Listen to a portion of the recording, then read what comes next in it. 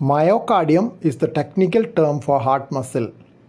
Myocardial viability means regions of heart muscle which can recover its function if the blood supply is normalized.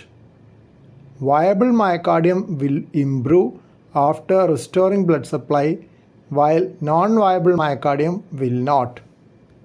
So, myocardial viability assessment is important in deciding whether the person will benefit from procedures like coronary angioplasty and coronary bypass surgery. In coronary angioplasty, blocks in blood vessels of the heart are removed using small tubes known as balloon catheters introduced through the blood vessels of the groin or wrist. In coronary bypass surgery, the blocked blood vessels are bypassed in a surgery which involves opening up the chest fully or partially, minimally invasive. There are two types of viable myocardium: stunned myocardium and hibernating myocardium. Stunned myocardium needs only time to recover, while hibernating myocardium needs restoration of blood supply. Stunned myocardium is transient delay in recovery of the contractile function after restoration of blood supply, as occurs after an angioplasty for a heart attack.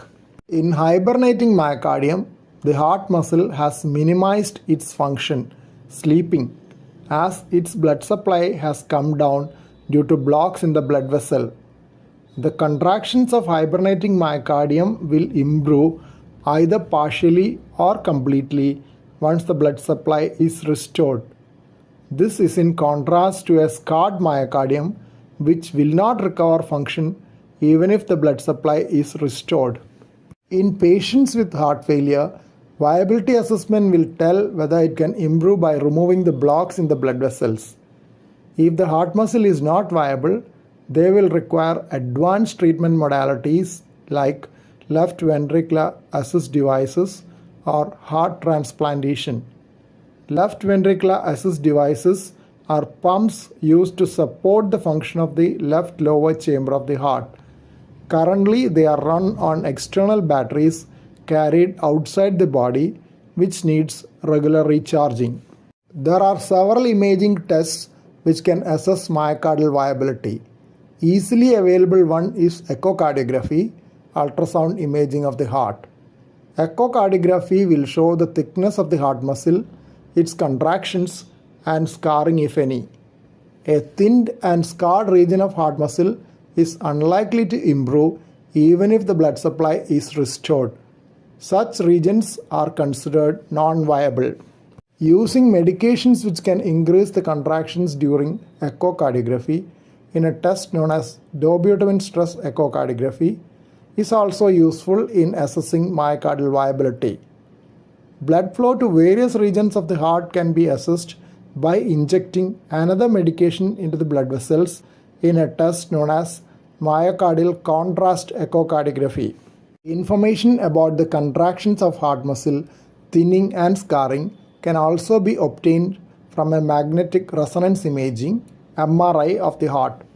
In MRI, scarred regions will take up a dye known as gadolinium injected into the blood vessels, which is known as late gadolinium enhancement.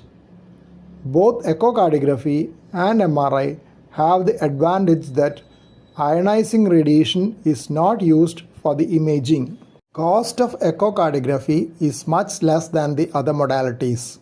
Availability of portable echocardiographic equipment for bedside assessment in a sick person is another advantage.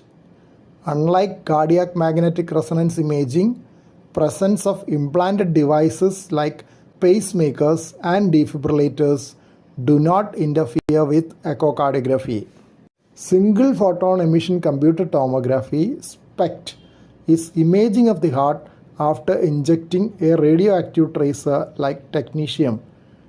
Tests can be taken at basal level and after giving medications to enlarge the blood vessels of the heart. For those capable of exercise, imaging after exercise is also done. By comparing these images, it is possible to assess which regions of the heart muscle are viable. The gold standard for myocardial viability assessment is positron emission tomography PET scan, but the low availability and high cost are the limiting factors. PET can give the blood flow to each region of the heart muscle and assess the metabolic activity of the heart muscle by giving two different radioactive traces. If there is a region with mismatch between the two, that region is considered as viable. In normal regions, both will be normal, while in scarred regions, metabolic activity will be absent. PET can be done in patients with cardiac implantable electronic devices like pacemakers, while MRI is not suitable in that situation. Compared to SPECT, PET gives better quality pictures and has less radiation risk. Still, it has some radiation risk when compared to echocardiography and MRI. Thank you for watching this video. Please subscribe, like, share, and post your valuable comment below this video.